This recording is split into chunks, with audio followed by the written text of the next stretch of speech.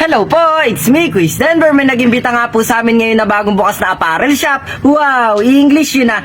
Ayun na nga po yung bilisan tuloy naming brum-brum, nakasakay na si Papa. At ang makakasama ko pa po ngayon ay yung dalawa kong pinsan na si Ate Marjorie tapos po si Ate Mariel. Nag-step to the left, step to the right na po kami at lumapit kay Mama tapos kay Pate para makapagpaalam muna bago po kami umalis. At eto na nga po, iiwan muna namin yung munti naming tahanan. Papaalis na naman po kami. Bye-bye. Brrrr, babum boom, babum boom, brrrr. Papalabas na nga po kami sa bayan namin at may mababasa pong salamat po, kaya salamat din po. Hopes, makalipas nga po yung halos isang oras na bumiyahe, nakarating na po kami dito sa nag-imbita at makakasama namin. Naisa po sa kapwa akong vlogger dito sa Nueva Ecija, ang Team Laban na. Wine-welcome na nga po kami ng Barangay Mabini sa Cabanatuan City kung saan po nakapwesto yung pupuntahan namin ngayon. Hindi po nagtagal, nakarating na kami at natatanaw ko na po yung pinapangarap kong mabilan dati pa. Dito po yan sa Urban Grail. Share ko lang po na dati po kasi sinasama lang ako ng mga tito ko sa Urban Grail sa bayan po ng Talavera. Pero ngayon po excited. Wow, English yun na. Pero ngayon po excited na ako dahil sa unang pagkakataon po isa ako sa napili na makapasok dito sa bago nilang pwesto sa bayan ng Cabanatuan. At ang nakakatuwa pa po doon ay kasama namin ngayon ng Team Laban na talagang lumalaban para maipakita po ang pwedeng pasyalan dito sa Nueva Ecija. Tapos nakakataba din po ng puso na pagpasok pa lang po namin napakainit na po agad ang pagtanggap nila sa amin. Lalo na po ang may-ari na nakaka-proud na taga dito din po sa Nueva Ecija na si Ma'am Banch. Meron na nga din po silang 6 na pwesto dito sa Nueva Ecija na pwede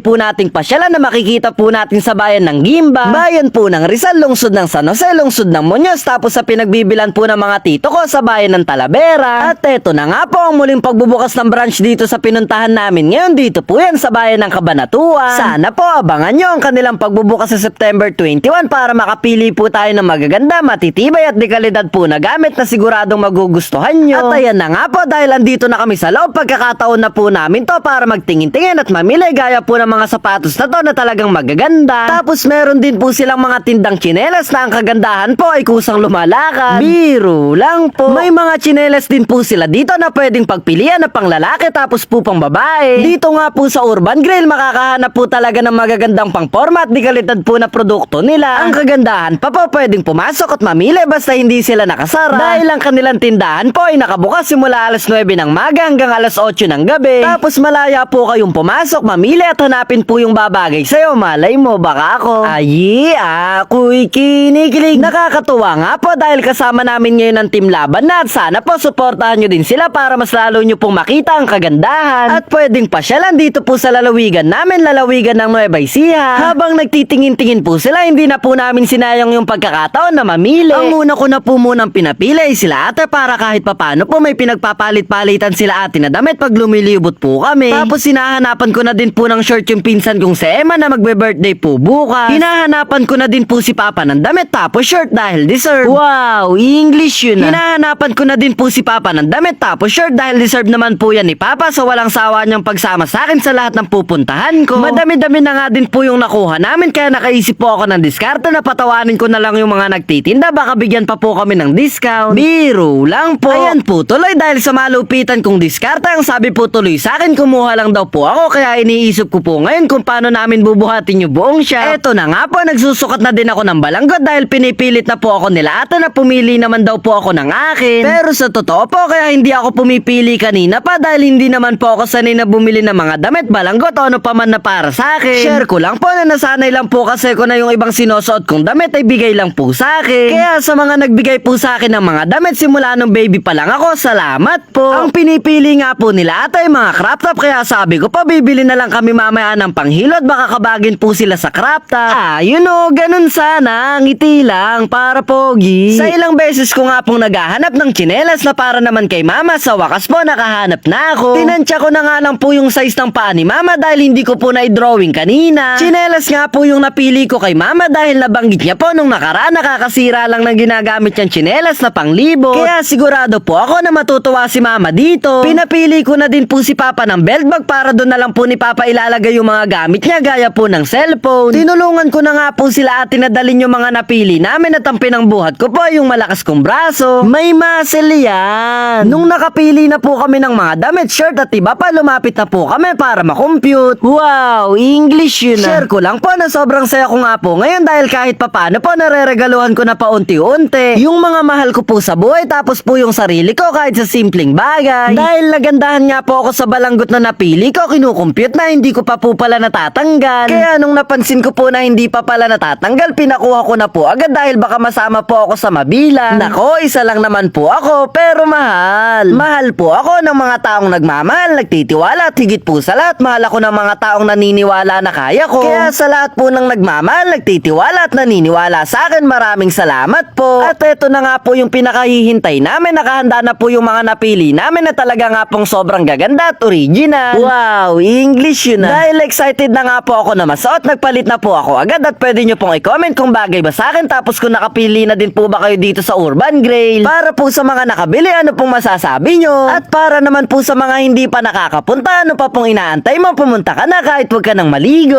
Yun o, di ba pwede na pong pang-candidate number 1267. Hops, sandali lang po, magpipicture-picture muna kami, ngiti lang, para pogi. Hello po, it's me, Quiz Denver, maraming salamat po. Uwi na! Hops, sandali lang po, gusto ko nga po magpasalamat sa Team Labanan na nakasama po namin ngayon sa masaya at nakakatuwang pamimili. Salamat din po sa Urban Grail sa pag-imbita, mainit na pagtanggap at pag-asikaso nyo po sa amin. At sobrang sulit pong bumili dahil hindi ka magsisisi, talagang magaganda, matitibay, at dekalidad po na gamit na siguradong magugustuhan po natin, lalo na po ng mga kapwa ko kabataan. Madali nyo pong mahanap ang Urban Grail dito sa Cabanatuan. Matatagpuan nyo po sa RGM Building, dito po yan sa Barangay Mabini Extension. Katabi nga lang po yan ng Chooks to Go, dito po yan sa Science High School. At dahil gabi na nga din po, tapos malayo-layo pa po yung babiyahihin namin, nagpaalam na po kaming umuwi. Huminto nga po muna kami saglit at dito na po kami maghihiwalay sa biyahe ng Team Laban, at yun lang po, mag-iingat po kayo sa biyahe. Mayayari na nga po pala yung video. Salamat sa panonood mo, sana nag-enjoy ka, hindi ko nasayang yung load mo. Kita-kita na lang po tayo sa susunod na video.